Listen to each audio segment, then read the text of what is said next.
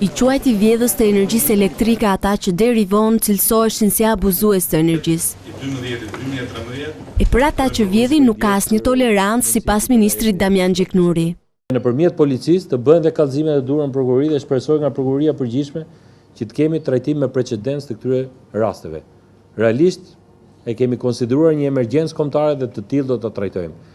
Janë hapur dhe fjalë dhe unë dua të sqaroj publikun, jo po ka amnisti, nuk ka më asnjë amnisti për vepra që lidhen me energjinë elektrike. Këtë ta marrë vesh kushdo. Nuk ka amnisti.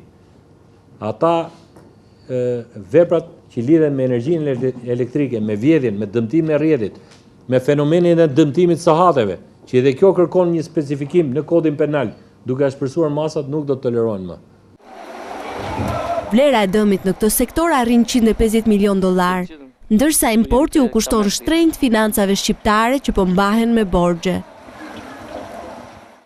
Energjia është një mall me shumë vlerë. Energjinë e kemi të pakët. Gjysma e energjisë në Shqipëri humbet. Pra nuk përkthehet në para. Atëherë pyetja shtrohet, si do vazhdojë ky vend? Si do vazhdojnë të mbijetojë ky sektor energjetik? Prandaj problemet janë shumë kritike. Prandaj edhe gjithë ato investime janë vënë në pikpyetje, gjithë investimet në fushën e energjisë.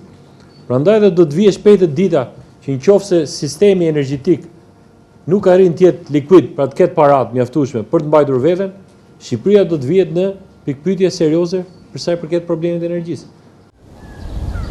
Pas një ulje të lehtë, niveli i humbjeve të energjisë ka kapur vlerat më të larta, duke arritur në 52% të totalit të energjisë në muajin dhjetor.